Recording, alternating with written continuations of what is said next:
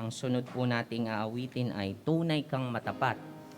Ang ating pong Diyos ay tunay na matapat at ang kanyang katapatan ay magpakailanman. Tunay kang matapat. Awitin po natin itong may pasasalamat sa ating mga puso. Ready, sing! Tunay kang matapat, Diyos na ang Ama, di nagbabago, di nag-iiba. Mahapon, matanghali, maumaga, sa buong panahon, matapat ka. Chorus! Tunay kang matapat, tunay kang matapat, araw-araw aking namamalas ang iyong kabutihang walang kupas. Tunay kang matapat sa paglingap, tag-araw, tag-ulan, at ang tag-ani, araw, buwan, bituin sa gabi, nag-aawit ang langit, sumasaksi sa katapatan mong anong laki. Sabay-sabay po tayo. Tunay kang matapat, tunay kang matapat, araw-araw aking namamalas ang iyong kabutihang walang kupas. Tunay kang matapat sa paglingap. Last stanza. Kapatawaran at kapayapaan, mga pangako mong umaakbay, lakas ngayon pag-asang sumisilang, ang lahat ng ito'y iyong bigay. Tunay kang matapat, tunay kang matapat, araw-araw aking namamalas ang iyong kabutihang walang kupas. Tunay kang matapat sa paglingap. Amen. Naawit pa po tayo ng isang song before po natin tawagin ang ating pastor para po sa mga announcements po. Ang susunod po nating aawitin ay Ngalang Jesus. Ngalang Jesus.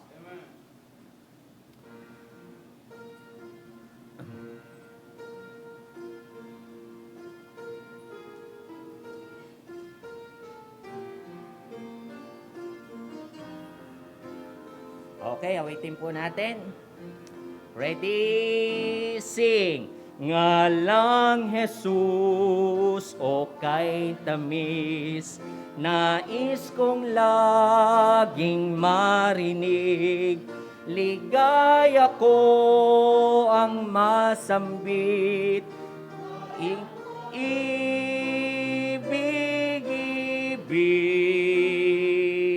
ngalang ubod ng tamis, ngalang ubod ng dikit, lagi kong sinasambit, Jesus kong iniibig.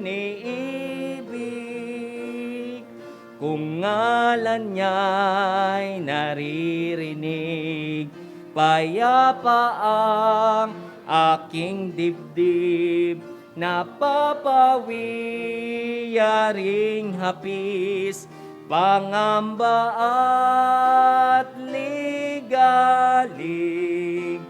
ngalang ubod ng tamis, ngalang ubod ng dikit, lagi kong sinasambit, Jesus kong iniibig. Ngalan niya ay may hatid, nahimig na makalangit, kaaliwang walang patid, sa pusong tumatangis, ngalang ubod ng tamis, ngalang ubod ng dikit, lagi kong sinasambit, Jesus kong iniibig. Last stanza. Ngalan niya'y di mapantayan, sa kaganda at kariktan, ngalan ni Kristo kong mahal, aking papupurihan, ngalang ubod ng tamis, ngalang ubod ng dikit, lagi kong sinasambit, Jesus kong iniibig. Amen. Purihin po ang ating Panginoon. Tawagin ko na po ang ating pong pastor para po sa ilang mga announcements po. Okay, magandang umaga po sa inyong lahat. It's good to see you all. At ako'y nagpapasalamat sa Panginoon. Kita-kita tayo muli ngayong linggo. Well, ang announcement po natin, unang-una, lahat po ng officers, mamaya pong 1:30, magkakaroon po tayo uli ng meeting. Okay? At this June, ang mga event po natin, of course, we will celebrate Father's Day in the 3rd week of June, and the last week of June, we will observe our Lord's Table. Okay? So, yun pong ating isasagawa ngayong June, kaya tulungan nawa tayo ng Panginoong Diyos habang tumatagal, patuloy po na umigi, no, ang kalagayan natin dito sa NCR. At the same time, ako po ay nasaksakan na, no, sa biyaya ng Diyos. Member na ako ng Sigi-Sigi ngayon, no. Sputnik B ang sinaksak sa amin, 3 kami. Ako, si Abigail, at saka si Becca, si Melinda AstraZeneca, si Eunice naman Johnson & Johnson's. Ganun pa man, sa susunod po na saksak namin, mas mabilis po yung sa amin kasi kailangan within 21 days masaksakan uli. June 24, mas mauna pa ako kay Melinda dahil si Melinda sa July pa. July 22 yung mga taga AstraZeneca. So 24 kami. Hindi ko alam kung makakapag-Russian ako pagkatapos kung masaksakan ng second dose. Well, enjoy naman. Enjoy sa Manila. Though sabi ko nga, no, as far as Marikina is concerned, may ID rin kasi ako sa Marikina. Dapat mag-i-inquire ako sa San Roque last Sunday, kaya lang sarado pala yung San Roque Barangay Hall. So, ganun pa man, ay mas organized sa Marikina kasi nga may schedule kayo, tinatawagan kayo, no? Dun sa Manila po, basta meron ka lang dalang anong tawag ron? Rehistro mo. Nagparehistro ka sa computer, tapos may print out ka. Kahit naglalaba ka, tapos naisip mo magpaturok, basta dala mo lang yun, pwede. Punta ka lang dun sa lugar, no? Kami na-schedule kami kasi yung anak ni Ate Beth, which is pamangkin ko sa asawa, ay nurse sa ospital ng Tondo. So in-inform na kami na Kuya Doy, Tito Doy, may saksakan dito sa ospital ng Tondo. So just come and bring the yung rehistro ninyo. Meron din naman sa mall, ang dami sa mall eh. Sa Robinson at saka sa Manila. Kasi pati mall kinikater na eh, kaya lang ang daming tao sa mall. Ganun pa man, salamat sa Panginoon, no? Dahil may mga nakasama din ako rong nakita ko, kakilala, na pumunta para ano din. Now, to some people, ayaw pa nilang magpaturok ngayon. Well, we respect that dahil, of course, kanya-kanya naman na conviction yan kung sa tingin nila they do not feel right now na magpaturok. Maybe after a year, I hope and pray that they will continue to remain healthy. Alam naman natin, sinasabi rin nila na kapag nagkaroon ka ng vaccine, not necessarily mean na, anong tawag dito, hindi ka tatamaan ng COVID. Pero kung tatamaan ka man, it will not be severe. No? Pero yung Amerikanong nakausap ko sa Amerika, lima ang kanyang title. No? Isa ron, yung medtech siya at nag-work siya sa hospital. Sabi niya, kapag na-vaksinan ka, I think hindi ka natatamaan, no? ng COVID, hindi nakakapit sa iyo. Kasi matindi na yung itinurok na vaccine sa iyo. So booster na lang, Lord willing, kung next year, maglalabas sila ron sa mga na-vaccinated ng booster. Parang ano lang naman yan, alam naman natin, mga bata, nilalagyan ng immune system kapag kapanganak. Tayo ngayon, sa Amerika nga, $1 lang halaga nung flu vaccine na binibili. Punta lang daw sa, bili ka ng flu vaccine, pasaksak ka. Ganun lang kasimple. Ganun din yung pneumonia vaccine. So, ganun din ito. No? Itong sakit na ito, dadaan, and then magkakaroon ng vaccination, at baka sa future, may bagong sakit uli na dumaan, may invento uli na vaccine para panlaban ng katawan natin. So, of course, tayo naniniwala rin sa science at sa medical field. Though some people, may mga nakausap ako personally na talagang ang pananaw niya sa lahat ng vaccine na itinuturok simula sa sanggol hanggang sa tumandaan tao, talagang tubig lang daw. So, yun ang pananaw niya. Talagang siya at ang kanyang pamilya, hindi sila na vaccinated. We should respect that sa kanya, no? At kung yun ang kanyang pananaw, wala tayong magagawa. Ganun pa man, sa church natin sa ngayon, ako po yung naniniwala na hindi ko lang alam kung may 50% na tayo rito or 68% na, especially sa senior natin na vaccinated. And I hope kung magkakaroon ng vaccination na sa inyo, daming darating na Pfizer ngayon, 20 million, 18 million na pala yung darating na Pfizer. By July, 40 million na ang vaccine na darating dito sa Pilipinas. So kung dadali na yan sa barangay nyo, and it will be convenient for you to go there, at kung nais nyo magpa-vaccinate, do so. Okay? Para somehow, it add confidence. Nakakapagpalakas sa loob natin. No? And also, panalangin natin ang unting-unting pagluluwang sa mga churches at yung mga kapatiran natin na alam na nila na bukas na ang church and they need to come. They are welcome to come. Dahil gano'n naman talaga yan. No? Dumaan lang itong pandemic. Hindi lang tayo rito sa Metro Manila ang apektado. Ngayon, yung mga churches sa probinsya na nakakausap ko, sila naman ngayon ang apektado. Yun ang nire-report sa akin. Sabi ko, Brad, wala nang wala namang virus dyan. Hindi, meron na, pastor. Kaya kami ngayon, naka-MECQ. Yung church namin, hindi muna namin binuksan. Okay. Probinsya yun, Mindanao po yun. Kaya lang yun po ang nangyari. Okay? So ipanalangin natin na kung tayo rito ay unting-unting umiigi at sila naman doon ay nagkakaproblema, let's pray for them also, no? Dahil tayo pinanalangin din nila rito sa Manila at naniniwala ko sa pagsulong nung tinatawag nating panahon, iigi ng iigi ang Pilipinas, maging yung mga churches po ay tawag rito, magpo-full tawag rito, full open na, yung face-to-face open na. Marami na magiging face-to-face open na churches. Okay? So yun lang po ang announcement natin as far as June is concerned. Ipanalangin po natin ang pag-celebrate natin ng Father's Day this June 22, kung di po ako nagkakamali, no? June 22.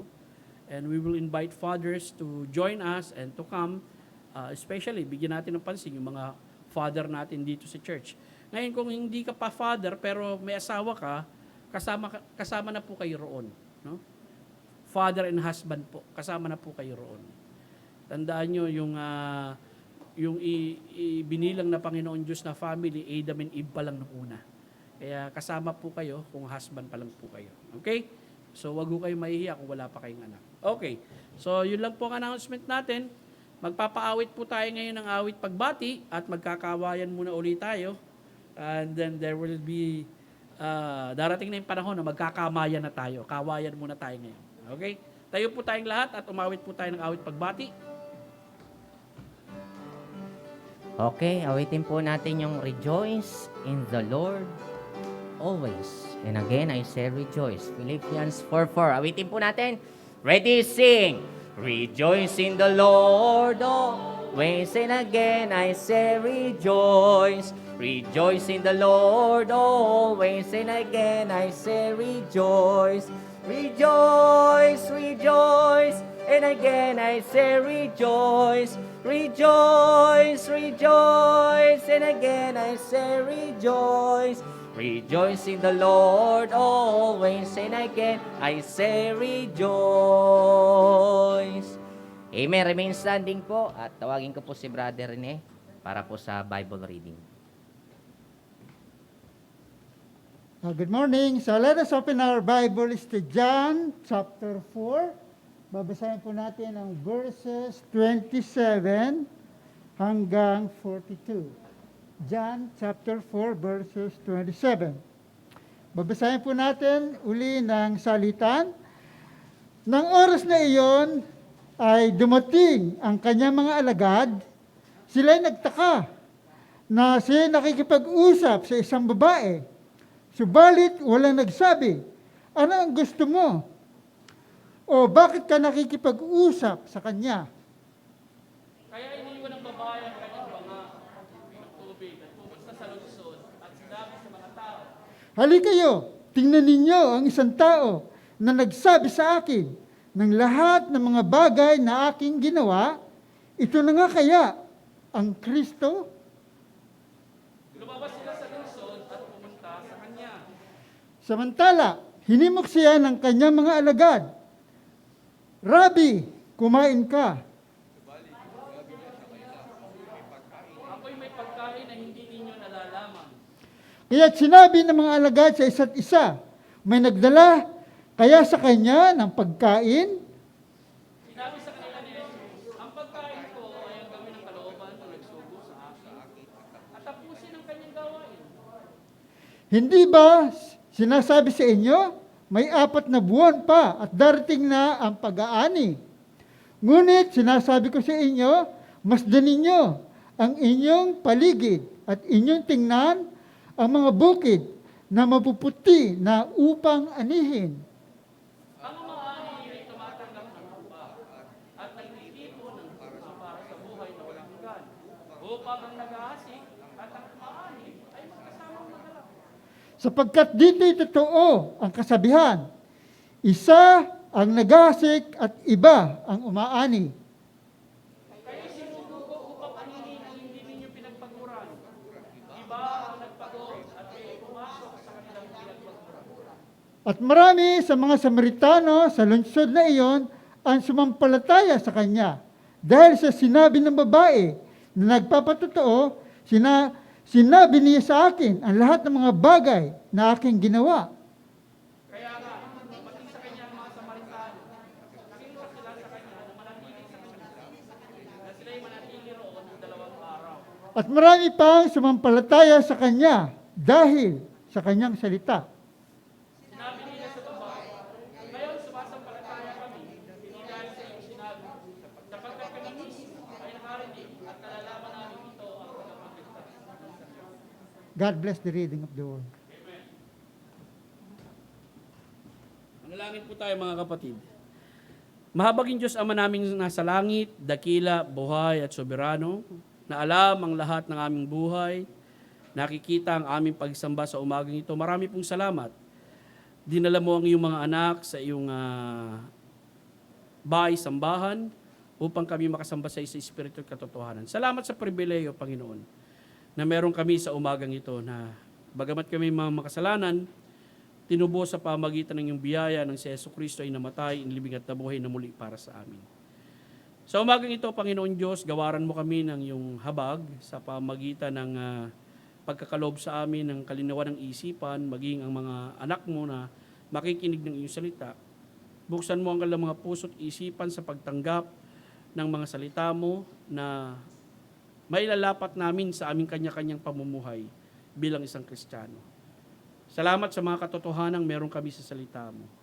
Purihin ka, O Diyos, sa umagang ito na pinagkaloob mo sa amin. Salamat po, O Diyos. Sa ngalan ni Kristo Jesus. Amen. Maupo po tayong lahat, mga kapatid. At salamat at nagkita-kita tayo ngayong umaga. Sa umaga pong ito, ipagpapatuloy po natin yung ating pag-aaral na naiwan last week. Kung di po ako nagkakamali, natapos po tayo dun sa verse 9 ng ating pag-aaral sa mensaheng pinamagatan si Jesus at ang Samaritana. Ito po yung ikalawang bahagi, no? Yung unang punto po na nakita natin last week ay yung pangyayari sa Jerusalem.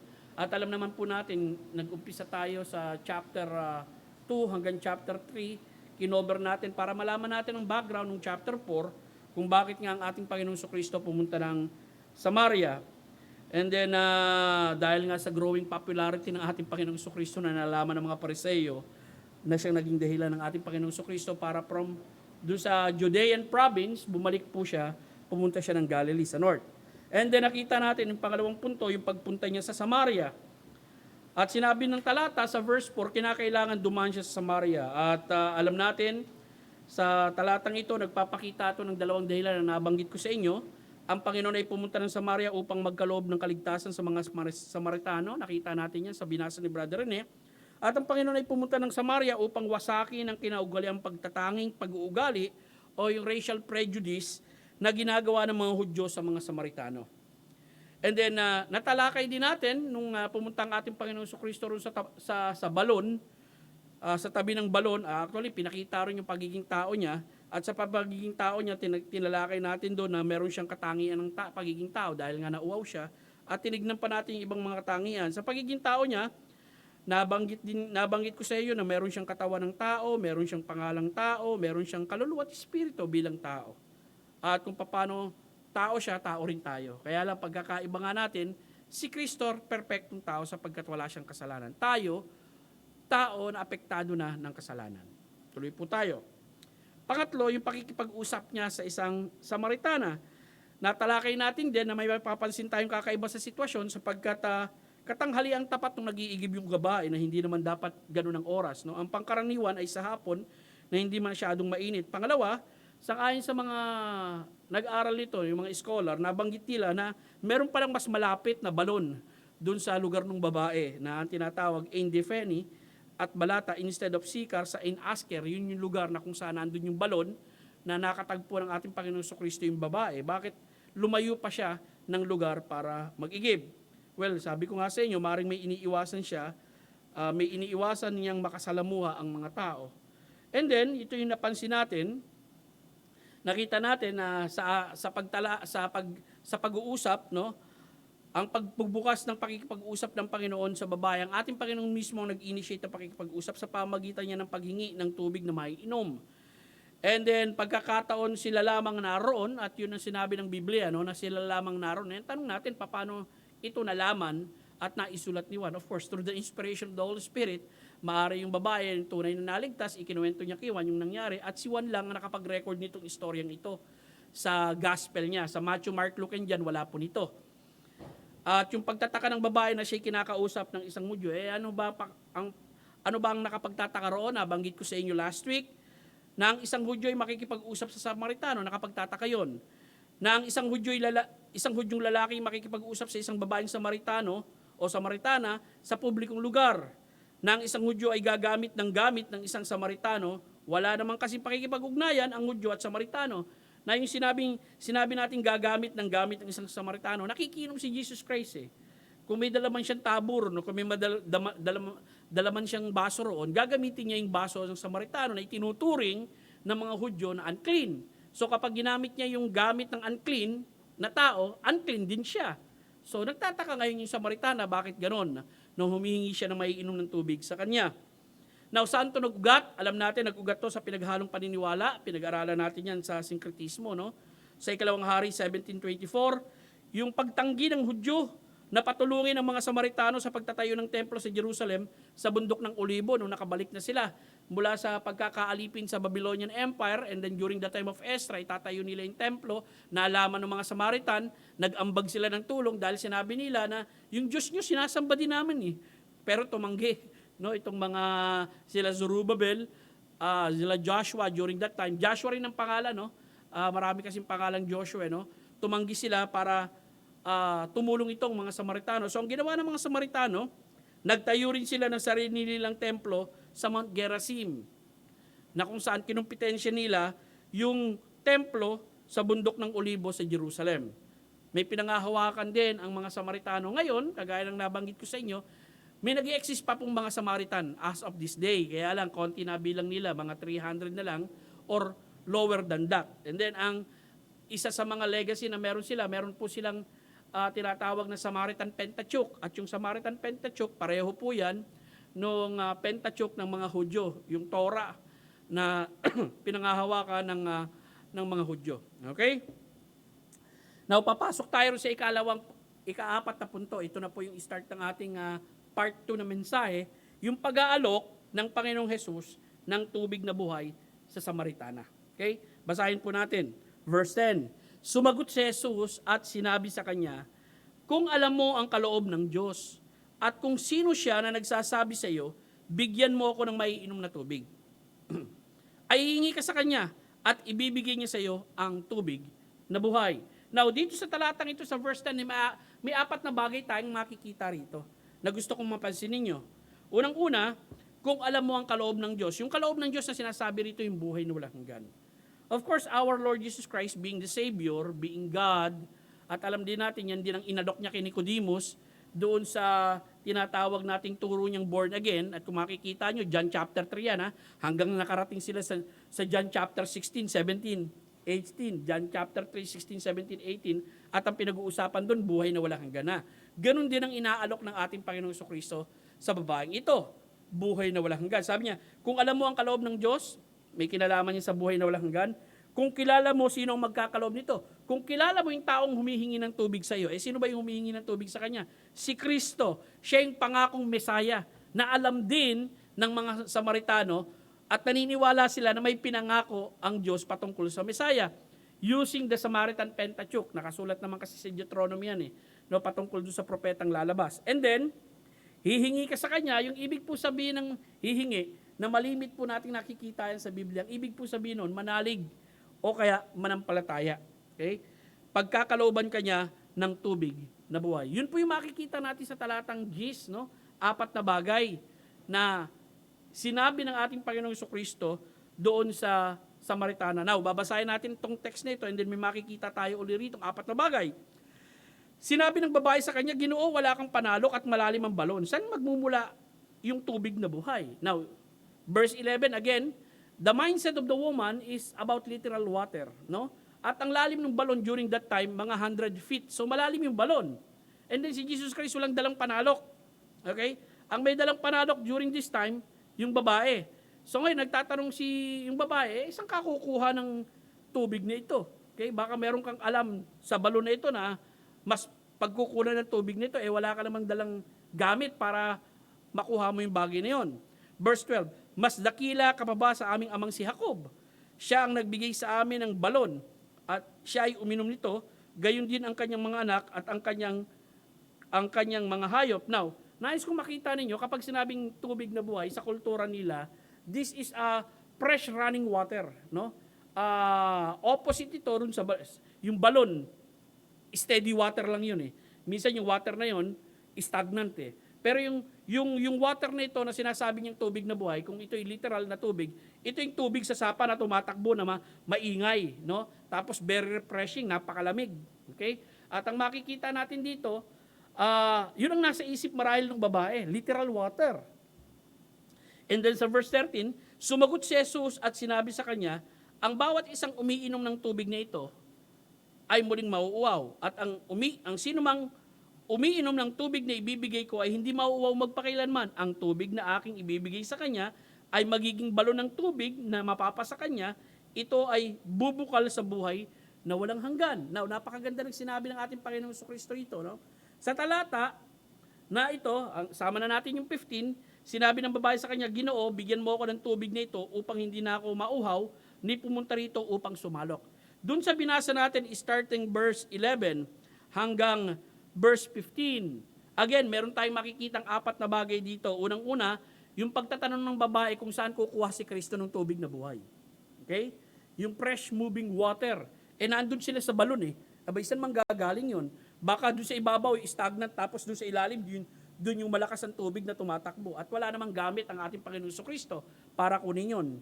And then pangalawa, yung pagkukumpara ng babae sa nagawa ng kanyang mga ninuno. Kaya nga sinabi, mas dakila ka pa ba kay Jacob? Dahil kapag sinabing dakila ka pa ba kay Jacob, dahil si Jacob ang humukay Okay? At nung hinukay nila yung balo na yon, sila nakadiscover ng tubig doon, at yun ay ginamit nila bilang source para umunlad yung kanilang pamilya. Si Jesus Christ pumunta lang doon para uminom ng tubig, and yet may inaalok siya ng panibagong tubig. Saan naman manggagaling itong tubig na ito? And then, makikita natin kakaiba yung tubig na inaalok ng Panginoon sa babae kasi nagkaroon din ng pagkukumpara dahil sabi ni Yesu Kristo, kapag uminom ka ng tubig na ito, mauwaw ka uli. Pero dun sa tubig na ibibigay ko sa iyo, hindi ka na mauwaw. Bagkus magkakaroon ng bukal sa iyo. Okay? At yung bukal na ito, sabi nga, sinabi rito sa verse 15, no? Ang tubig na ibibigay sa kanya ay magiging balon ng tubig at mapapasa kanya, ito'y bubukal sa buhay na walang hanggan. Isipin mo itong tubig na ito, nasa kanya na ito, kumbaga magiging part ng kanyang buhay, and then bagkus ito'y maglilid sa kanya sa buhay na walang hanggan. Now, ano itong tubig na ito? Sa verse 15, nakita natin, yung pananaw ng babae sa tubig na buhay. Bakit? Kasi ang isip pa rin ng babae, do ikinokonekta na ni Kristo yung usapan nila sa spiritual na bagay, sapagkat nagbanggit na si Yesu Kristo ng buhay na walang hanggan dito, no? Ang isip pa rin ng babae, material na tubig. Bakit? Kasi sinabi niya, Panginoon, bigyan mo ako ng tubig na ito para hindi na ako sumalok dito. Nakuha nyo? Para hindi na ako mauwaw. Abay, ang hirap sumalok ha. Isipin mo kung may dala kang banga, no? Malayo pa yung pupuntahan mo, katangkalian tapat, pupunuin mo yun. Gano'ng karami lang ba mapupuno mo ron? Tapos bibit-bitin mo uli yun, pabalik dun sa bahay ninyo. Subukan mo nga magbitbit dito, mula rito hanggang dun sa LRT station ng 5 gallons ng tubig kung hindi ka hingalin. Buti kung 5 gallons yung dala ng babae. 'Di ba? Baka isang banga lang yun ay nilalagay nila sa ulo nila. Tapos siya lang ang bumibit-bit. Dito makikita natin ang pananaw ng babae dun sa tubig na buhay, tubig na literal. At ang sabi niya, Panginoon, bigyan mo nga ako nito para hindi na ako mababalik-balik dito. Okay? Dahil alam nga natin, mahirap at sabi niya rito, bigyan mo ako ng tubig na ito parang hindi na ako mauwaw, ni pumunta rito upang sumalok. Okay? So ang makikita natin, parang hindi pa rin nakakonekta yung babae kay Jesus Christ sa usaping may kinalaman sa spiritual. Bagamat ipinapasok na ni Kristo yung spiritual matters dito, hindi pa rin niya maget, parang si Nicodemus. No, hindi niya maget nung sinabi ni Kristo, "You must be born again." Kaya yung sinabi ni Nicodemus, Panginoon, paano ipanganganak ang isang tao kung siya'y matanda na? Hanggang sa inexplain na ni Jesus Christ na may dalawang uring kapanganakan na sinasabi niya. Iba yung kapanganakang pisikal, iba yung kapanganakang espiritual. At hanggang sa nagtanong si Nicodemus, paano mangyayari sa akin ang bagay nito? Dito, ganun din na makikita natin ginagawa ng ating Panginoong Kristo. Nung inalok niya yung tubig na buhay na maghahatid sa kanya ng buhay na walang hanggan, akala niya, ito'y tubig na pisikal na makapagpapatid ng uhaw sa ating mga tao. Ang tanong natin, ano ba ang tubig na buhay? Hindi sinabi ni Kristo na siya ang tubig na buhay. Bagkus siya ang magbibigay ng tubig na buhay. Sino ito at ano ang kinakatawan nito? Okay? Magandang malaman natin ano ba yung tubig na buhay. Dahil hindi naman sinabi ni Kristo, I am the living water. Sinabi niya, I am the light of the world. I am the bread of life. Pero hindi niya sinabi, I am the living water. Now, para mai-connecta niyan, pupunta tayo sa John chapter 7, verse 37 to 39. At dito ma-explain yung tubig na buhay. Sa huling dakilang araw ng kapistahan, yung dumalo si Kristo roon, tumayo si Jesus. Sa malakas na tinig, siya ay nagsabi, kung ang sino man ay nauuhaw, hayaan siyang lumapit sa akin at uminom. Mangyayari, sa sumasampalataya sa akin ay gaya ng sinabi ng kasulatan, magkakaroon siya ng ilog ng tubig na buhay. Ito'y aagos mula sa loob niya. Isipin mo yan, no? Kapag sinabing nagkaroon ka ng ilog, abay, continuous yung supply mo ng tubig. Diba? Isipin mo, okay? Kung meron kang ilog doon sa, meron kang sariling ilog, no? O may sarili kang bukal, ibig sabihin, continuous ang supply ng tubig mo at hindi ka mauubusan. Ibig sabihin, you will be satisfied always, no? Hindi ka mawawalan hindi ka mauubusan, hindi ka magkakaroon ng pagkauhaw.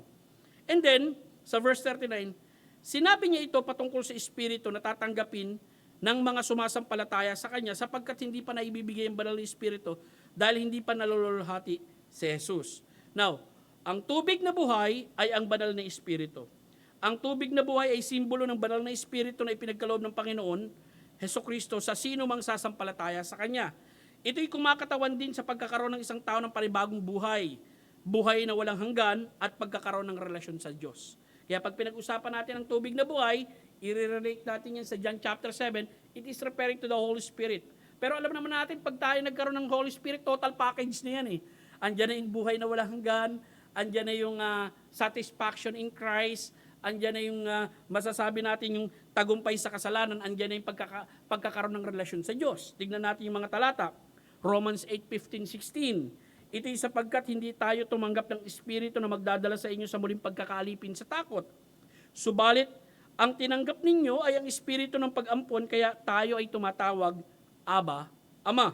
Verse 16, ang Espiritu ang siya nagpapatotoo, kasama ng ating Espiritu na tayo'y mga anak ng Diyos. Isipin mo isa sa napakatibay na talata sa Biblia na ikaw mismo sa sarili mo, ma-assure mo na ligtas ka kung alam mo sa sarili mo na may Espiritu ka ng Diyos. Sapagkat yung Espiritu ng Diyos, okay, ididikta o sasabihin sa Espiritu mo, human spirit mo, na ikaw ay anak ng Diyos. One of the best assurance that you can find in the Bible.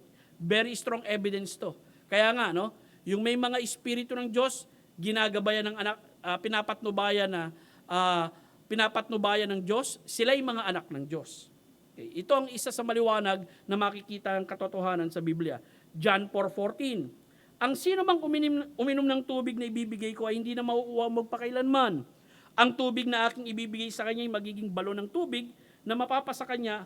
Ito ay bubukal sa buhay na walang hanggan. Now, meron akong nais malaman ninyo rito. No? Unang-una, tayong mga Kristiyano, kiniklaim natin bilang mga mananampalataya at nakakaranas din tayo ng tinatawag nating unhappiness. Nakakaranas din tayo ng dissatisfaction in life. Nakakaranas din tayo ng depression. Nakakaranas din tayo ng loneliness. Minsan, low self-esteem. Nakakaranas tayo. Nakakaranas din ang mga Kristiyano ng struggle over sex, money, work, at saka yung mga position sa buhay natin. At ganun din ang nararanasan ng unbeliever. Anong pagkakaiba? Kung nakakaranas din tayo ng ganito, at nakakaranas din ang unbeliever ng mga bagay na nabanggit ko sa inyo, anong pagkakaiba? Ang pagkakaiba dun sa tinatawag nating response natin, no? Bilang isang mananampalataya. Kung paano natin ina-address bilang Kristiyano yung mga dumarating na pagsubok sa ating buhay, yung dumadating na depression sa ating buhay, yung dumadating na loneliness sa ating buhay, yung dumadating sa struggle pagdating sa posisyon, sa pera, sa sex, sa ating buhay. Iba sa ginagawa ng mga unsaved. Why? Because we have the Holy Spirit of God. Hindi nangangahulugan kapag meron ka na ng tubig ng buhay sa buhay mo, mawawala na ang problema sa buhay mo. Hindi yan ang pangako ni Kristo sa atin. Actually, ang makikita natin sa Biblia, sinabi ni Kristo, sa mundong ito, magkakaroon kayo ng tribulation. Di ba? Magkakaroon kayo ng pagkapigatian. Pero magkaroon kayo ng kapayapaan dahil kasama niyo ako sa mundong ito. Di ba? Nandito yung presensya ng Diyos eh. Through the person of the Holy Spirit in our life. Bagamat sabihin natin, okay, nakakaranas din tayo katulad ng nararanasan ng isang mananampalataya, pero nagkakatalo yan at nagkakaiba yan kung paano tayo magre-response bilang mga mananampalataya doon sa sitwasyon na dumarating sa ating buhay because we have the Holy Spirit of God living in us. And that Holy Spirit of God, pinapatnubayan niya tayo. Sa tingin nyo, ang isang Kristiyano hindi nagkakaroon ng depression? Nagkakaroon. Did you know, isa sa mga kilala, no, yung tinatawag nating Prince of Baptist Preachers, na kilala at well-known at genius. No? Walang iba si Charles Haddon Spurgeon. Hanggang sa namatay siya, ang laki ng depression niya sa kanyang buhay. Na talagang kapag nabasa niyo ang kanyang biography, talagang mamamangha ka kung paano siya ginamit ng Panginoon Diyos. No? Sa bilang isang mangangaral. And yet he shares his depression in pulpit. Isa sa nakaapekto sa kanya yung nagkaroon siya ng isang event, no? Kasi talagang yung church niya hindi na makarry yung dami ng mga taong umaatin sa kanya, no? Kaya meron silang isang event na ginawa doon sa isang malaking lugar na almost 15,000 ang dumalo. Walang speaker 'yun, ha? Walang ganito, ha? Talagang boses lang, ha? Talagang and then biglang may sumigaw na sunog. Eh di nagkaroon ng stampede, 7 ang namatay, daming nasugatan. 20s lang siya noon, nung kapanahon na yun. Dinala niya yun, yung burden na yun hanggang sa namatay siya. Maagang namatay si Charles Haddon Spurgeon eh. Tapos yung time na yung tinatawag nilang downgrade controversy na nangyari sa England, na yung grupo na sinalihan niya, imbis na maging conservative, naging liberal, at nanindigan siya, okay? Dahil sikat na sikat siya during that time, bumukod siya. Akala niya, 1,000 pastor ang sasama sa kanya. Pero ang sumama sa kanya, 7 lang. Nilaglag siya. Okay? Pero nalaman lately, no? Yung katotohanan na tama yung stand niya. Kasi ito, patungo na sa liberalism eh. At ngayon sa England, ang pinakamalaking church na, 300. Very common na ang church doon na 30. 40, 30, or walang church doon sa isang lugar. Na kung saan naging bastion of Christianity yan. Pagkatapos ng Germany, England, tapos Amerika. Okay? And then sinishare niya yung kanyang kalungkutan. Sinishare niya yung nangyari na depression sa kanyang buhay. Alam din ng kanyang asawa. At nag-i-struggle siya ron. Sa tingin niyo, hindi tayo nagkakaroon ng gano'n? Nagkakaroon tayo. But the blessing, we have the Holy Spirit of God in life. We have the living water. At ang living water na yan, ang tumutulong sa atin. Upang sa mga problema, nagkakaroon tayo ng satisfaction mula sa Diyos na sinasagot niya at nagkakaroon tayo ng solusyon na makapagbibigay ng kalulatian sa Kanya. Tuloy po tayo mga kapatid. Panglima, 5th point. Matatapos na po tayo rito, kaya lang ito ang may kahabaan. No? 5th point, pagtatapat, pagsamba at pagpapakilala. Ang hirap kasing i-outline to eh. Kaya inilagay ko na yung 3. No? Pagtatapat, pagsamba at pagpapakilala. Unang-una, nais ko makita ninyo yung pagtatapat. Sinabi ni Jesus sa kanya, hindi siya binigyan ng tubig ha. Ganon din ang ginawa ng ating Panginoong Jesucristo kay Nicodemus eh. Yung sinabi ni Nicodemus, Panginoon, paano mangyayari ang bagay nito sa akin? Paano ako magiging born again? Ang sagot ni Jesus Christ sa kanya, di ba guro ka sa Israel? Hindi mo alam itong sinasabi ko. Hindi siya diretsang sinagot ni Jesus Christ eh. At ang makikita natin, ganon din sa babaeng ito. Nung humihingi na yung babae ng tubig, dahil mukhang hindi pa rin naiintindihan ng babae, yung hinihingi niya, ang isip niya, hindi spiritual kundi material pa rin, sinabi ni Jesus sa kanya, humayo ka, tawagin mo ang iyong asawa at pumarito ka rito. Sinabi ni Jesus sa kanya, naputol yata yung verse. Ang sumunod kasi rito sa talatang ito, hindi ko yata nailagay, sinabi niya, wala akong asawa. Verse 17, sinabi ni Jesus sa kanya, mabuti ang sinabi mo, wala kang asawa. Ito'y sapagkat, nagkaroon ka na ng 5 asawa at ang kinakasama mo ngayon ay hindi mo asawa, totoo ang iyong sinasabi. Now, nais kong makita ninyo rito, no? Naging honest naman yung babae. Paano siya naging honest? Ibig sabihin, nung sitwasyon na yun, nakikipag-live-in siya. Wala siyang legal na asawa. Nagkaroon siya ng legal na asawa eh. Isipin mo, 5 asawa, at yung 5 asawa na yun, it's either yung iba doon na divorce niya o kaya namatay. And then, itong pang-6, ayaw niya na ng legal. Gusto niya live-in. Anong masasabi nyo? May hinahanap na relasyon itong babaeng ito. And it seemed dun sa limang relationship niya, dissatisfied siya. Ito sa pang-6 na relasyon niya, mukhang of course, hindi na siya rin sumunod sa tinatawag nating legal na paraan Nakipag-live-in na siya. Naging honest ba siya kay Jesus Christ? Yes. Pero anong gustong ipamukha ng ating Panginoong Kristo rito? Yung pagiging makasalanan niya. Okay? Nakita niyo kung paano ang approach ng ating Panginoong Kristo rito sa Kanya. And then makikita natin, dahil sa sagot ng ating Panginoong Jesus na ito, makikita niyo, yung sumunod na talata, mukhang may mga na-miss out ako. Ano ba sinabi yung sumunod na talata?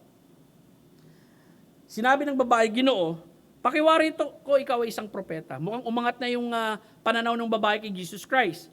Bakit? May nabanggit si Jesus Christ tungkol sa kanyang buhay na alam niya na ang buhay ng babaeng ito, hindi tama.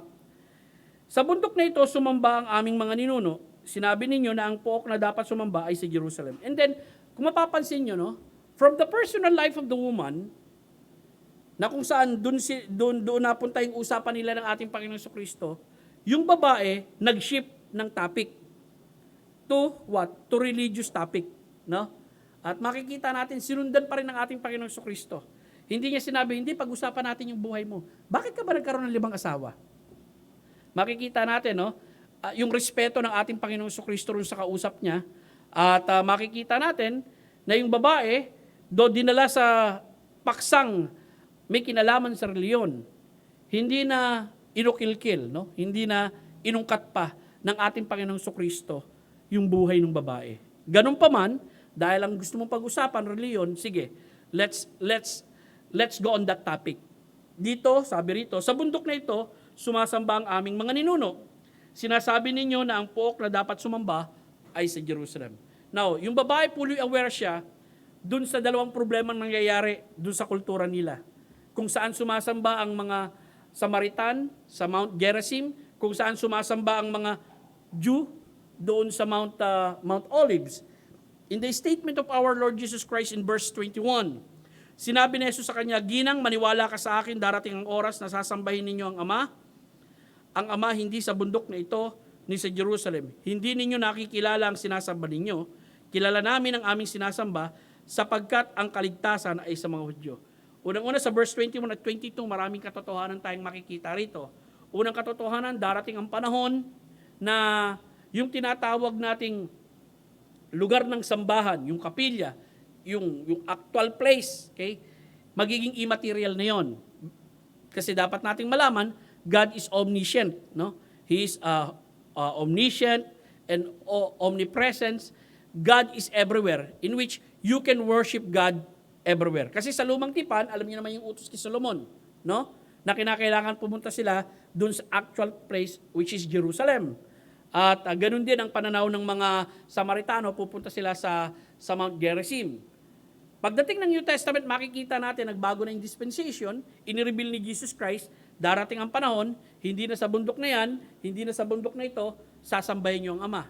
Saan na? Ang ibig sabihin ng ating Panginoon Kristo, anywhere you can worship God. This is what we call personal worship, na pwedeng gawin ng isang tao.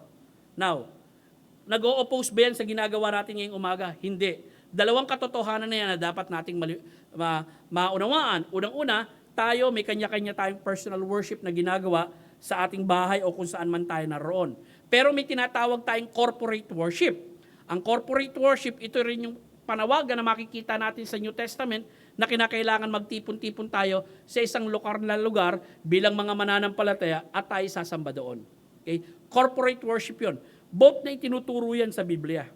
Okay? At makikita natin dito, sa kanila kasi kinakailangan sa Jerusalem lang. Kaya yung sambahan na ginawa ng mga Samaritano sa Bethel at yung ginawa ni Jeroboam dun sa Bethel at ginawa niya sa Dan, mali yun. Bakit? Sa Jerusalem lang dapat sasamba. At sa verse 22, makikita nyo rito, sinabi ng ating Panginoong Kristo, kilala namin ang sinasamba namin, ang sinasamba ninyo hindi nyo alam. So ibig sabihin, Jesus Christ is fully aware that the worship that is being done by the Samaritan people is false worship. At ang pagsamba na ginagawa ng mga Hudyo ay tamang pagsamba. Ang tanong, may tama ba at maling pagsamba? Yes. Sa ating kapanahonan, nangyayari ba yan? Yes. Actually, kahit ngayong linggo, no, sa iba-ibang lugar nangyayari yan. Tignan natin. Tuloy po natin. Unang-una, kaligtasan ay sa mga Hudyo. Nakita niyo yung praise doon?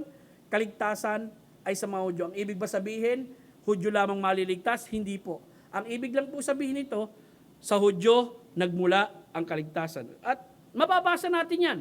The blessing and the privileges the Jew had. No? Romans 9, or the Jew have. Romans 9, 4-5. Sila ay mga taga-Israel. Sa kanila ang pag-ampon, ang kalulatian, at ang mga tipan, at ang pagbibigay ng kautusan. Sa kanila rin ang paglilingkod at mga pangako. Sa kanila nagmula ang ninuno, at si Kristo sa pamamagitan ng laman ay nagmula sa kanila. Siya ang pinakadakila sa lahat, Diyos na pinupuri magpakailanman. Siya nawa. Pansinin niyo ang pribileyo ng mga Hudyo, ang dami. Di ba? Chosen people sila. Binigyan sila ng tipan, binigyan sila ng batas ng Diyos. Binigyan sila rito ng mga pangako, binigyan sila ng paglilingkod sa totoong Diyos. Nung mga hindi tayo ligtas, hindi tayo naglilingkod sa totoong Diyos. Maling Diyos ang pinaglilingkuran natin. Pero ang mga Hudyo, kilala nila ang totoong Diyos at pinaglilingkuran nila ang totoong Diyos. At ang makikita rin natin dito sa talatang ito, napakaganda, nung magkatawan tao ang Diyos, ang lahing pinili niya hindi Pilipino, Hudyo po. Kaya si Apollo Kibuloy sablay yun. Kasi Pilipino yun eh. Diba? Ang pinili ng Diyos na magkatawan tao, hindi Pilipino, Hudyo. At ito makikita natin sa Biblia. At sinabi rito, referring to Jesus Christ, siya ang pinakadakila sa lahat, ang Diyos na pinupuri magpakailanman. Romans 1 and 2. Akong si Pablo ay alipin ni Jesucristo. Tinawag ako ng Diyos na maging apostol at ihiniwalay para sa ebanghelyo ng Diyos. Ito ay ang ipinangako niya noong nakaraang panahon sa pamamagitan ng kanyang mga propeta sa banal na kasulatan. Ito ay patungkol sa kanyang anak na mula sa lahi ni David. Isipin nyo, no? Anak ng Diyos na mula sa lahi ni David ayon sa laman. Itinalaga siya na anak ng Diyos sa pamamagitan ng makapangyarihang paraan ayon sa banal na Espiritu, Espiritu ng kabanalan at sa pamamagitan ng pagkabuhay na muli mula sa mga patay. Siya ay si Jesucristo na ating Panginoon. Dito, verse 3 and 4, binigyan pansin dito yung pagiging tao ni Kristo at yung pagiging anak ng Diyos ng ating Panginoon Jesucristo. Yung pagiging Panginoon ng ating Panginoon Jesucristo. Listen, salvation is of the Jews. Pagpasalamat natin, ang Diyos pinili niya ang mga Hudyo upang sa kanya magkatawan tao ang ating tagapagligtas. Kaya tayo nire-recognize po natin ang kahalagahan ng mga Hudyo. Isipin mo yan, no? Nire-recognize natin yan. Mahalaga sa atin ang Israel at pinagpipray natin sila. Yun po ang makikita natin kaligtasan ay sa mga Hudyo. And then sa John 4:23-24, darating ang oras at ngayon na nga na ang mga tunay na mananambada isasamba-sama sa Espiritu at sa katotohanan sapagkat hinahanap ng Ama ang mga ganyan sumasamba sa Kanya. Ang Diyos ay Espiritu, sila na sumasamba sa Kanya ay dapat sumamba sa Espiritu at katotohanan. Anong ibig sabihin nito? Unang-una, ang tunay na mananambahan. Ang tunay na mananamba ay kilala ang kanyang sinasamba na ang Diyos ay Espiritu. Ibig sabihin, in His essence, God is a Spirit.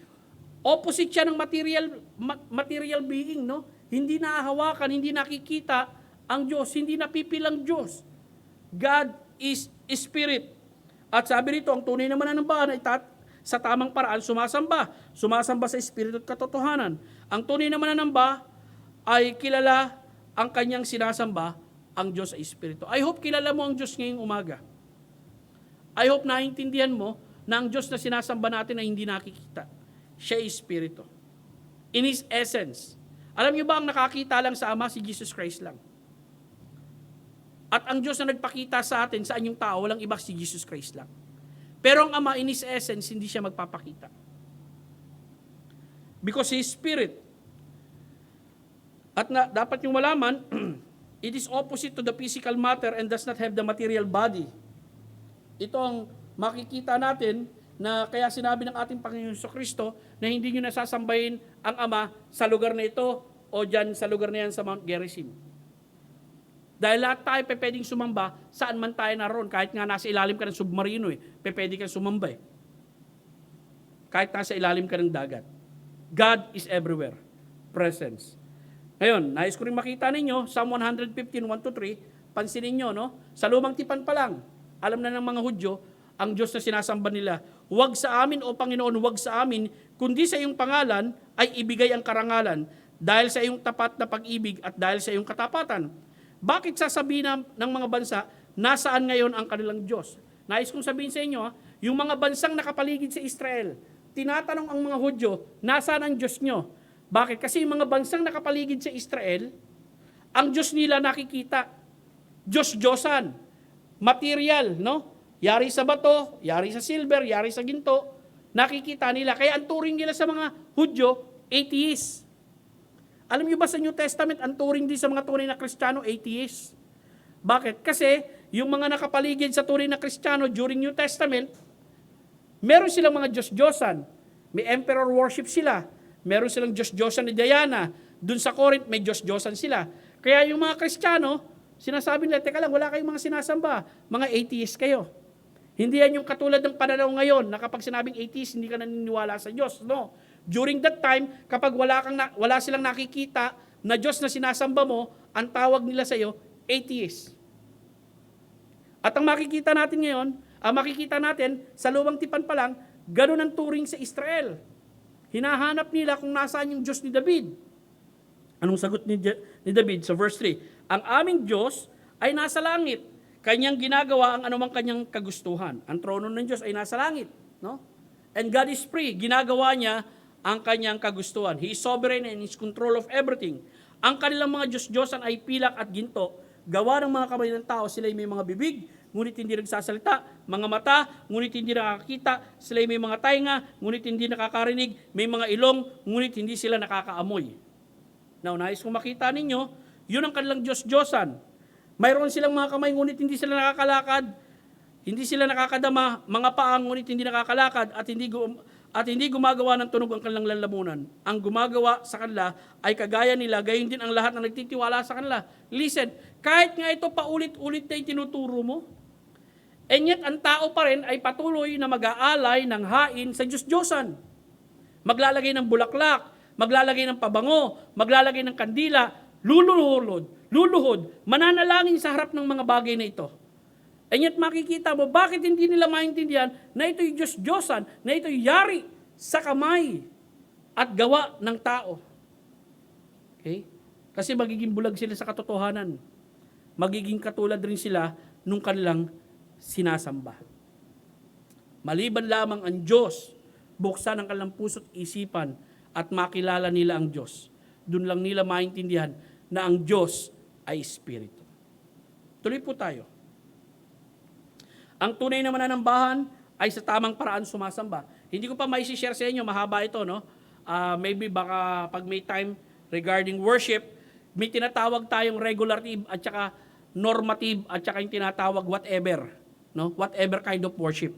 Hindi ko matatalakay dito yung doctrinal yon, pero i-share ko yun sa inyo. Ang ginagawa natin dito, yung regulative form of worship. May regulative, may normative, and whatever goes na tinatawag. Basta makasamba ka lang. Okay? I-share ko yan, malamang sa hinaharap. Ang tunay na mananambahan, sa tamang paraan sumasamba sa Espiritu, sa katotohanan. Kapag sinabing sa Espiritu, anong ibig sabihin nito? It means, among other things, it must be originated from within. Nagmumula sa puso, nagmumula sa kaluluwa mo, nagmumula sa Espiritu mo, na nasa iyo, na buhay, na may kaugnayan sa Diyos. Okay? Doon ka lang makakasamba. It must be motivated by our love for God, our gratitude, at sincere na ginagawa natin to sa ating puso. Dalawa kasi ang kahulugan ng Spirit dito eh. Hindi lamang ito tumutukoy doon. It must be done within, opposite doon sa ginagawa at nangyayari doon sa Matthew 15:8-9. Sinabi sa Matthew 15:8-9, lumalapit sila sa akin, ang mga taong ito sa pamagitan ng kanilang mga bibig, iginagalang nila ako sa pamagitan ng kanilang labi, ngunit ang kanilang puso'y malayo sa akin. Wala sa puso ang kanilang pagsamba. Hindi sincero ang kanilang pagsamba. Hindi naka-attach yung kanilang espiritu para sumamba sa Diyos. Walang kabuluhan ng pagsamba nila sa akin. Ang aral na kanilang itinuturo ay mga kautusan ng tao. And then, in spirit, worship God in spirit. Nangangahulugan din to kasi debatable nga itong phrase na ito na may kinalaman doon sa gabay at dikta ng Espiritu as we worship. It is the Holy Spirit ang siyang pumapatnubay sa ating pagsamba. Sinabi nga rin, dagdag ko na rin, Hebrews 3:12, mga kapatid, mag-ingat kayo na walang isa man sa inyo na may masamang puso, na hindi sumasampalataya, na nagpapalayo sa inyo sa buhay na Diyos. In Spirit also reference to the Holy Spirit na siyang tumutulong sa ating Christian worship bilang mga mananampalataya. Dapat yung malaman na ang banal na Espiritu, It's awaken us. Ito ang bumuhay sa atin. Ito ang nagbigay sa atin ng pagkaunawa ng kagandahan at kabanalan ng Diyos. Ang Holy Spirit ang naggagabay sa atin to celebrate and rejoice with God no, sa kanyang mga ginawa sa ating buhay bilang isang mananampalataya.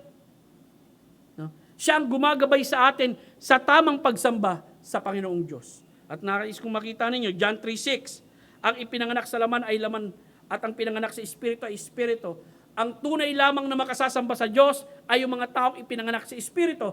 How can you worship God in Spirit if you are not born again? How can you worship God in Spirit if you do not have a living relationship with God who is the Spirit? Hindi ka makakasamba sa Kanya. Kaya kung magdadala man tayo ng unbeliever dito, mga kapatid, yung unbeliever na yun hindi makakasamba sa Diyos. Ang makikita niya lang kung paano tayo sumasamba, tayong mga tunay na Kristiyano sumasamba sa Diyos.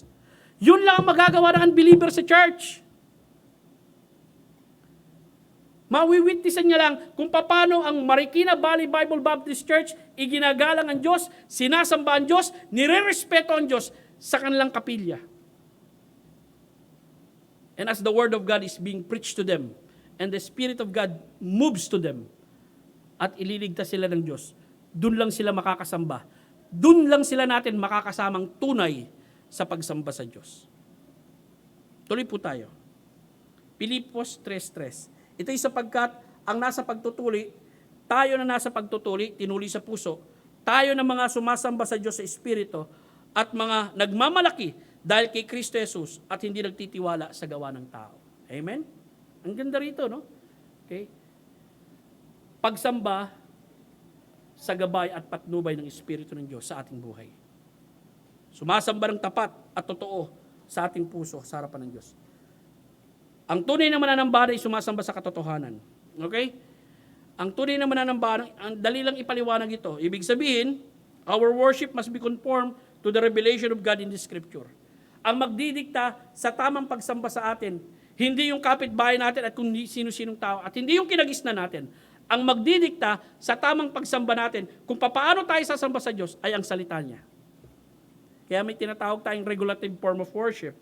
Ito lamang makikita natin, na makikita nating pinapractice ng mga mananampalataya sa Biblia. Yung pag-awit sa Panginoon, yung tinatawag nating papuri. Nagpupuri ba sila sa Diyos? Yes. Yung pagbabasa ng Biblia, yung reading of the Word of God, nakikita ba natin sa Biblia yun? Yes.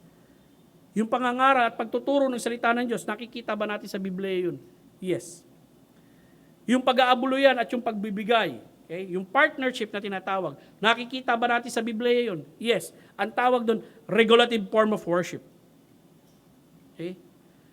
Sapagkat kung ano yung nakikita sa Biblia, yun ang ating gagawin. At yung hindi natin nakikita, bagamat hindi sinasabi kung tama at mali, hindi natin gagawin.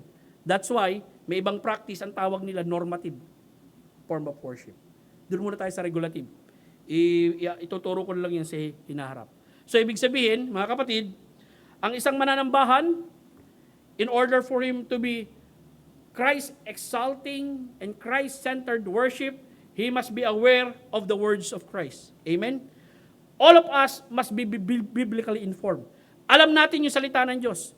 At may dahilan tayo, bakit nyo ginagawa yung practice na yan? Saan mo makikita yung practice na yan sa Biblia na nangingisay biglang tumataob? At nagsasalita kayo na para kayong mangkukulam ng kung ano-ano. Saan sa Biblia yan? We can ask that kind of question. Why? Kasi ang authority natin, walang iba kundi ang salita ng Diyos. Tuloy po tayo. John 17:17, pakabanalin mo sila sa pamagitan ng iyong katotohanan, ang iyong salita ay katotohanan. Awit 119, 105, 151, ngunit ikaw ay malapit o Panginoon, at lahat mong utos ay katotohanan. John 14:6, sinabi ni Jesus sa kanya, ako ang daan, ang katotohanan ng buhay, walang sino makapupunta sa Ama, maliban sa pamagitan ko, maging sa pagsamba.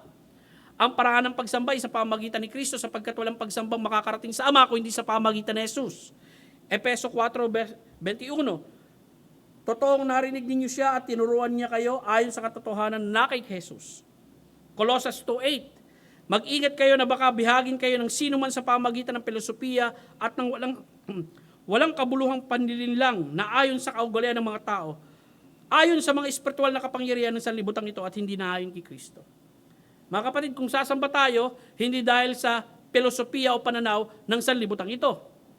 Kung sasamba tayo, sang-ayon at naayon sa ating Panginoong Hesukristo. Na makikita natin sa Biblia. That's why lagi ko yung ini-encourage. Every one of us should be biblically informed. Alam natin yung sinasabi ng Diyos sa kanyang salita. Lalo na may kinalaman sa pagsamba. Sapagkat hindi tatanggapin ng Diyos ang ating pagsamba kung ang pagsamba natin ay hidwa o mali. Okay? Tuloy po tayo. Marcos 15, 8-9, binasa ko rito kanina, lumalapit sa akin ang mga taong ito sa pamagitan ng kanilang mga bibig at iginagalang nila ako sa pamagitan ng kanilang labi, ngunit ang kanilang mga puso ay malayo sa akin. Walang kabuluhan ng pagsamba nila sa akin. Ang aral na kanilang itinuturo ay mga kautusan ng mga tao. Nakita ninyo? Okay? Paano nga naman tayo makakasamba kay Kristo at sa Diyos? Kung ang paraan na itinuturo natin dito, hindi ang salita ng Diyos, kundi ang salita ng tao. And then yung pagpapakilala. Ito na po yung huling-huli, no? Please bear with me. Sinabi ng babae sa kanya, alam ko na ang Mesiyas tinatawag na Kristo ay darating. Sa kanyang pagdating, sasabihin niya sa amin ang lahat ng mga bagay. Sinabi sa kanya ni Jesus, ako yun, ako na nagsasalita sa iyo. Anong makikita nyo rito? Yung pagpapakilala ng ating Panginoon Kristo. Hindi ginagawa ni Kristo ito kapag kausap niya Hudyo. Alam nyo bakit? Kasi ang pananaw ng Hudyo, doon sa Mesaya, okay, political Mesaya. Kung nagpakilala siya sa mga Hudyo, ako ang Mesaya, ang gagawin sa kanya, gagawin siyang hari. Dahil ang belief nila, itong Mesayang ito ang magtatanggol sa kanila sa pagkakalipin sa Roman Empire. Doon sa mga ginagawang pangalipin sa kanila ng mga Romano. Jesus Christ, nung unang pagdating niya, He is not a political Messiah. Yung unang pagdating niya, He is a spiritual Messiah that will save us from sin. Pero sa muli niyang pagbabalik, He is a political Messiah. Because He will be the King of Kings and the Lord of Lords. At maghahari siya sa loob ng 1,000 taon dito sa mundong ito. At makikita nyo rito yung pagkakilala niya. At nais kong makita ninyo yung progreso, no? Nung pagpapakilala, isa kang Hudyo, Ginoo, Propeta, Misaya sa tagapagligtas. Na umpisa natin.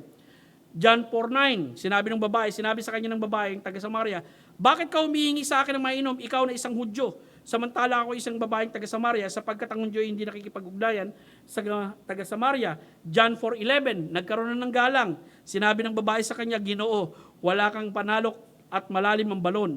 Saan magmumula ang iyong tubig na buhay? John 4:19, sinabi ng babae, Ginoo, pakiwari ko, ikaw ay isang propeta. John 4:25-26, sinabi ng babae sa kanya, alam ko na ang Mesaya na tinatawag ni Kristo ay darating. Bakit alam niya? Because they know also the scriptures, they know also the Old Testament, they know also that in the Old Testament, Messiah is coming. Kaya yung babae, kahit Samaritana siya, itong babae ito mukhang alam din ng Biblia no? Aware siya na may darating na Messiah. Sa kanyang pagdating ay sasabihin niya sa amin ang lahat ng mga bagay. Sinabi ni Jesus sa kanya, ako yon, ako na nagsasalita sa iyo. And then, Mesiyas, binanggit dito, no? Iniwan ng babae ang kanyang banga at pumunta sa lungsod. Sinabi niya sa mga lalaki, hali kayo, tignan niyo ang isang lalaki na nagsabi sa akin ang lahat ng mga bagay na aking ginawa. Hindi kaya ito ang Mesiyas? Unang-una nakita natin, umiiwas sa tao ito Pero ngayon, no, nawala na yung isip niya doon sa tubig na literal. Iniwan niya yung banga niya. Na-excite na siya kanino ngayon? Kay Jesus Christ. The same is true with saved people, you know. Alam niyo ba kapag tunay na nakakilala ka sa Diyos, you will not be excited anymore about the material things of the world, but about the spiritual things of the coming world. Kaya nga minsan, no, ang isang mananampalataya kapag ang puso mo, talaga nasa mga material na bagay lang dito sa lupa, o panlupa lang ang isipan mo, i-check mo maigi ang sarili mo. Dahil ang tunay na Kristiyano, hindi tayo dapat magbibigay ng malaking diin sa bagay na yan. Okay? Hindi ako magtatayo ng sarili kong kingdom dito. Ang itinatayo natin yung kingdom ng ating Panginoong Hesukristo. Magpapalawig tayo ng kaharian ng ating Panginoong Hesukristo. At ganun din tayong mga mananampalataya sa ating buhay, checkin natin ang ating sarili bilang mga Kristiyano. Kung tayo talaga, makalupa o ang puso natin nakahilig sa panlangit na bagay. Itong babaeng ito, ang unang iniisip niya tubig Maging inaalok ni Kristo sa kanya, alam niya, tubig na material Pero nung nagpakilala na sa kanya si Hesukristo, na ako ang Mesaya, nakilala niya si Kristo bilang tagapagligtas, yung isip niya wala na rin na literal na tubig. Ang isip niya, maipakilala niya na si Kristo sa mga tao. Yun ang intensyonan niya ngayon. At pinuntahan niya na. Lumabas nga sila ng lungsod at pumunta kay Jesus. Verse 39, marami sa mga taga-Samaria sa lungsod na iyon ang sumampalataya kay Jesus dahil sa salita ng babae, nagpatotoo, sinabi niya sa akin ang lahat ng mga bagay na aking ginawa. Kaya nga, Nang pumunta kay Jesus ang malalaking taga Samaria, ay hiniling nila na siya ay manatili na kasama nila at siya ay nanatili roon ng 2 araw. Marami pa ang nagsasampalataya sa kanya dahil sa salita nino, salita ng babae. Sinabi nila sa babae, sumasampalataya kami ngayon, hindi na kami dahil sa sinabi mo. Kami ang nakarinig, nangaral pala sa kanila si Jesus, no? Kami ang nakarinig at aming nalalaman na ito ang Misayas, alam namin na totoo siyang tagapagligtas ng sanlibutan. Nakita niyo yung progress ng knowledge ng babae, no? From isang tao na kinamumuhian kami at kinamumuhian ko rin, sa isang tao na ginagalang ko na bilang Ginoo, sa isang tao na pakiwari ko, propeta ka, sa isang tao, Mesaya, at itong Mesayang ito, tagapagligtas ng sanlibutan. Mga kapatid, hinahamon ko kayo. Kung matagal ka ng Kristiyano, gaano kalalim mo nakakilala si Kristo? Sana kilala mo ang ating Panginoong Kristo, mas malalim na ngayon kesa noon nung bago kang Kristiyano. At yun naman ang hamon sa atin sa Biblia eh. To grow in grace and in the knowledge of the Lord Jesus Christ. There must be progression of knowledge of our Lord in our life. Okay? Sana nakikilala mo si Kristo sa mga pagsubok na dumarating sa iyong buhay. Sana kilala mo si Kristo sa mga tagumpay na dumarating sa iyong buhay. Sana kilala mo si Kristo pag sinisik mo, Panginoon, ano ba talaga ang kalooban mo sa akin? Ano bang gagawin ko? Sino mapapangasawa ko? Ito bang trabahong ito? Na narito ako? Kalooban mo sa akin. Sana pagdating sa mga areas niyan, kilala mo si Kristo. Sana kilala mo si Kristo sa pananalapi. Gaano kalalim ang pagkilala mo sa Kanya? Ako yung maasa kung paano ang babaeng ito, lumalim ang pagkakilala niya kay Kristo. Sana tayo rin, bilang mga mananampalataya, lumalim ang pagkilala natin sa Kanya. Magandang umaga po sa inyo lahat. Yan lamang po ang hamon ko sa inyo sa umagang ito mula sa Kanyang salita. Tayo po yung manalangin. Salamat o Diyos sa pribileyo na mga pangaral sa mga kapatid. Salamat sa pagkakataon na makita ko sila. Dalangin ko, patnubayan mo ang kanilang mga buhay, palakasin mo sila, maging katulad kami ni Jesus. Lahat pong ito'y dalangin namin sa iyo, Diyos, ang ngalan ni Kristo Jesus. Amen. Said, baka pwede kang aso ba yung ating lalagyan dito? Ikaw na muna ang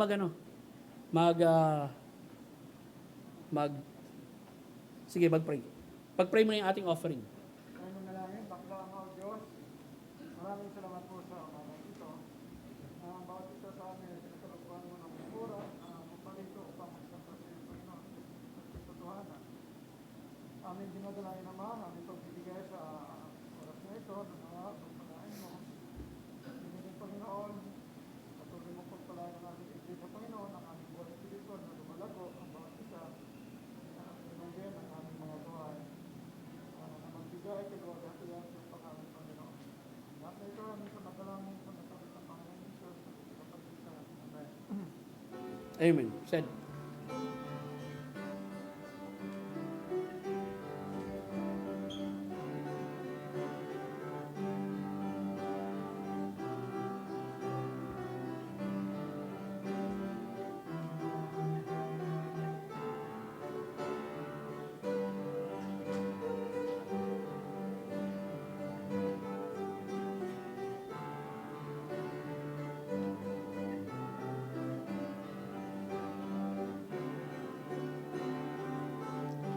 Okay, muli maraming salamat po sa inyo. Hilingin ko si Deacon Rapi.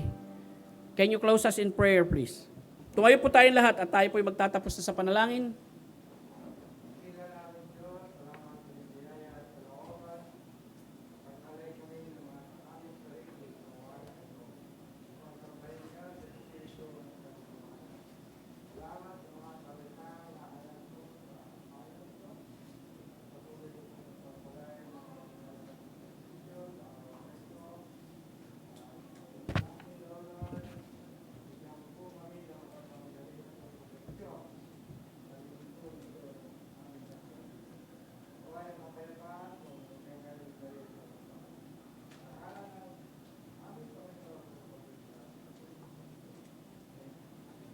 Amen. O nga pala, may